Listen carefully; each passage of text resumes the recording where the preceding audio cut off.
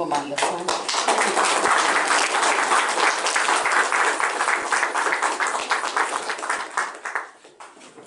Afaka master antsika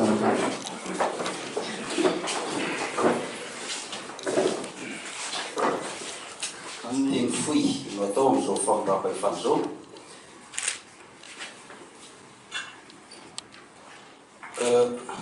raha matoa minisitra tsy aneny tsy angina amin'izao famorapahefana zay nataonao nandre matoa minisitra ny fitsarana vaovao zao ka ny tianay mbo mariana eto zany dia mampatsiahy kely ireo zavatra vita nandritra ny efa taona nitondrahanao ity ministera ity. Ny voalohany amin'izany dia ny fanaovana ireo fotodrafitrasa kortapelina Antsiranana, Antsohy, TPI Antsohy, Ikongo, Tsiromandidy, Ambovombe, Tafy Toliara, ny logement directeur ny administration pénitentiaire au Fianarantsoa Maintirano sy ny an'ny lehibe ny fitsarana Moramanga, Tsiromandidy, Ambovombe, Antsohy, Brown Dirab, Fianarantsoa Toliara, ny Fonjaribe ao Nikongo, Ambovombe, Tsiromandidy sy Maintirano ary ny infirmerie au Fort Dauphin sy Antala. Ny fanatsarana na réhabilitation dia ifefy ny palais de justice Nanosy, centre de rééducation des mineurs ao Atsiranana, ny trano ministère ny fitsarana, ny cour suprême, ny fitsarana ambony ao Mahajanga, fitsarana ambony ao Tomasina, TPI Nanosy, Arivonimamo, Morodava, Antsiranana, trano fonenana ny logement président Nambositra. Mpiara-miasa ao koa ianareo mpanao gazety sy ny ao koa ireo mpiara-miasa ao karinetra rehetra. Angambany tsy dia volava ny teniko fa voalohany indrindra dia efa nataontsika ny fisoavan'Andriamanitra nefa tsy mahasasatra ny misaotra azy no miandro izay nomentsika androany. Faharoa manaraka an'izany dia fisaorana koa no asetriko ary miarahaba ny mpiara-miasa rehetra no ny fakasitrahana tamin'ny alalany fitandrisana ny zava-bita tamin'itony toerana itony mandritry ny fotoana tsy lazana hoe fohy anefa tsy lazana hoe lava izay nandalovako tamin'ity ministère ny fitsarana ity. Ary manaraka zany tsy kely fa ny lehibe indrindra dia ny fiarahabako anao manokana Andry Matoa mpitahiry ny kase-panjakana ministry ny fitsarana miarahabanao aho noho n'izany fandraisanao andraikitra lehibe sy vaovao izany. Marina tokoa ny voalaza teo fa tsy vahiny ianao amin'ny toerana ity satria raha tsy diso aho dia efa nisana andraikitra lehibe tato amin'ity ministère ity ianao tamin'ny taona 2020 alohan'ny andehananao ho ambassadeur soltenan'ny Madagasikara tany a Canada. Tavaverina soamatsara eto miverina amin'ity ministère ity ianao ary hitondra ny faneva amin'izany ministère andraikitra lehibe. Lehibe dia lehibe ho ihany andraikitra anao satria ministère de souveraineté anankiroa no tazoninao ankehitriny dia ny ministère ny antitany ary koa ny ministère ny fitsarana. Tsy sendrasendra zany tompoko fa noho ny fahaizanao, noho ny fahalalanao ary noho ny fahendrenao no nahatonga ny safidy ho anao amin'izao toerana vaovao ho raisinao zao. Marina fa efa hifarana ny tetezam-bita anefa kosa dia mivavaka sy mitsodrano anao, mirary soa anao amin'ny anaran'ny tenako manokana sy ny ankohonako ary efa nambarany SG teo ihany koa fa amin'ny anaran'ny mpiara-miasa rehetra amin'ity ministère ity tsy fititsiavana no itsofana rano anao miara-abananao dia moela fanapahana ny ianao Andry Matoa ministra. Ny amiko moa dia efa fantatritsika rehetra fa andeha indray anefa adidy isedra an'izany fifidianana izany ny tenako ary fanajana ny lalàna dia mametra-pialana ny ministra izay hirotsaka ho fidiana rotsaka ho fidiana solom-bava-bahoaka ao amin'ny circonscription Nambati Finandrara ary izany mahatonga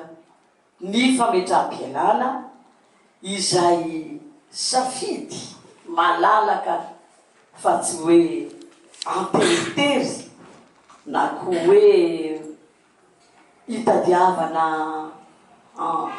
sanatry ny resaka tera na laza manokana tsy atoko koa fa tena safidy malalaka ny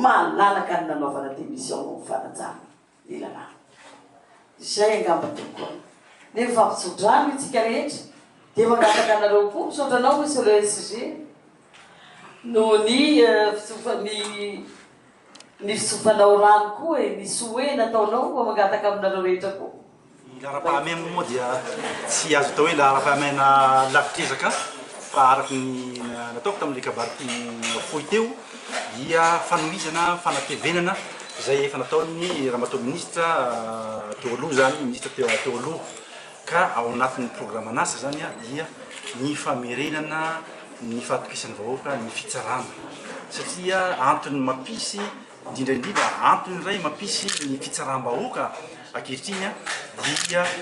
misy ny tsy fahatokisan'ny vahoaka ny fitsarana misy zay indraindray didim-pitsarana zay tsy azony olona mihitsy hoe ahoana ny antony nahatonga an'ilay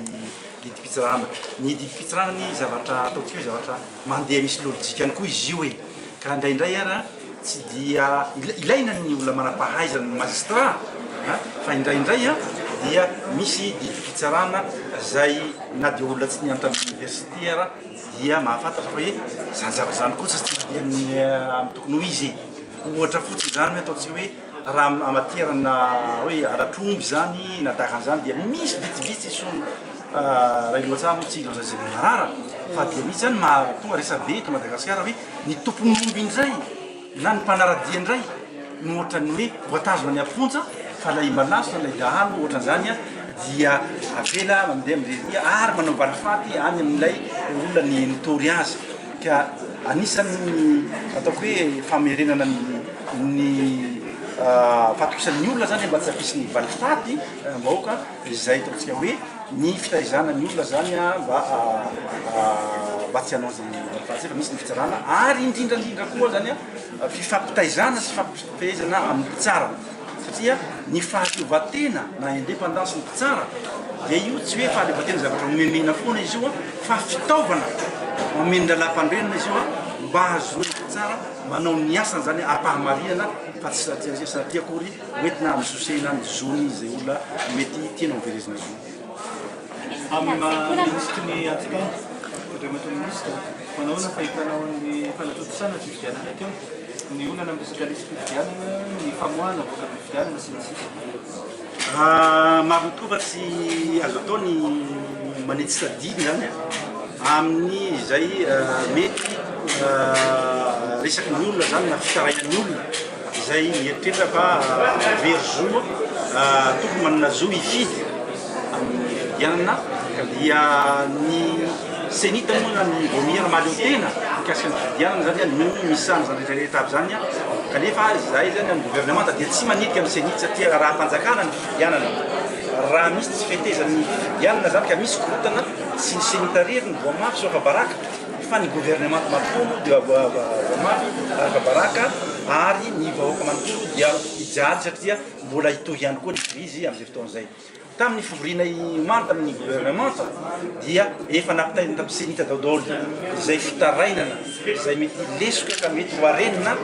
amin'ny lisy mpifidianana sy amin'izay olona mety verzo zany dia efa nampitaina amin'ny senita daodolo tsy mandidy ny senita zay ka hoe zao tsy mety ka arena fahadenina ataonay fotsiny dia navita amin'izay hoe reto ny zavatra mety tsy ara-dalàna zay heninay sy hitanay pirofo reto ny lista ny olona zay manana karapanondro nefa tsy tafiditra ao anatin'ny lista électorale dia io zany anjara senity manam-pahendrena zareo manampahaizany dia anjarana zany ny mamolavola zay tokony atao. Le faut disqualifier ireo lehibe mpitatra eto ampitanterana amin'ny fédération footballareo. Ny resaka disqualification zany dia misy tokoa andeha andalana amin'ny code électoral mitena zany kanefa tsy anjaranay ato amin'ny mpanatanteraka zany na ny exécutif no manadiady sy manatanteraka zany fa ao ny fitsarana manokana mikasika ny fifidianana ny CS zany zay manana ny fahefana mandinika mikasika an'izany. Kosa monsieur le ministre mahakasika an'le hoe afaka manao recours eny anivon'ny fitsarana ihany le olona verso reo le hoe tsy tafiditra tao anaty listy fifidianana. Manao recours ny fitsarana? Tena voalaza mihitsy zany ao amin'ny article raiky amin'ny telopolo na 31 ao amin'ny code électoral fa alohan'ny fifidianana zany ny alohan'ny fifidianana mety alohan'ny premier tour na mety alohan'ny deuxième tour dia afaka mangataka any amin'ny filohan'ny fitsarana zany ireo olona verso reo mba hanarenana zany zany dia ny fitsarana zany amin'ny fotoana zay no afaka mandidy hoe ranona zay tokony soratra amin'ny liste électorale ny vote de vote zao tsy voasoratra ao dia mandidy ny fitsarana fa tsy maintsy apetraka ao zany zavatra misy zany azo atao zany zay zavatra fitaovana azony olona atao ankehitriny raha ohatra ka tsy apiditra d'office ireo olona reo ao anatin'ny liste fifidianana ny senity. Zay ny lalàna nefa ny filohan'ny senita hoe nilaza ihany koa hoe tsy azo sokafana tsony nefa le liste fifidianana ny liste fifidianana dia mikatona tanteraka manomboka ny fahadimy ny avrily ny taona dia liste fifidianana iny zany no manakery manapatomany amin'ny 15 avrily amin'ny taona ho avy indray zany fa nefa kosa na dia mikatona io dia ny lalàna ihany zany amin'ny alalan'io article 31 code électoral io no manome alalana ny tsirairay rehetrarehetra zany andeha ho any amin'ny fitsarana zany mba ahazoany soatra amin'ny fifidianana raha ivery fa verso izy. Dia mety ahoana le organisation anivon'ny fitsarana satria homary antsina le olona le tsy nanana tsy voasoratra tao efa misy rafitra mivonina amin'izany amin'ny fitsarana efa miandry an'izany ohatra ka misy olona tonga dia appréciena mihitsy ny olona tonga zany any amin'ny fitsarana mba hanamarina ny zany zolo zany mba tsy versoise zany toteneny zay zany zay mangitahita tsika.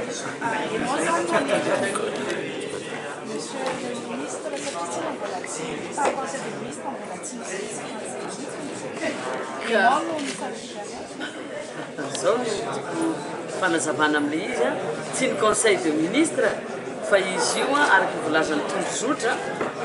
fa ny premier ministre miproposé dia ny loha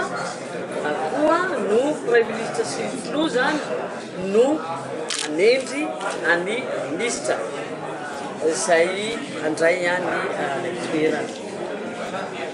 ireo filoha sy ny premier ministre zany no mandrafitra na mametraka ny listany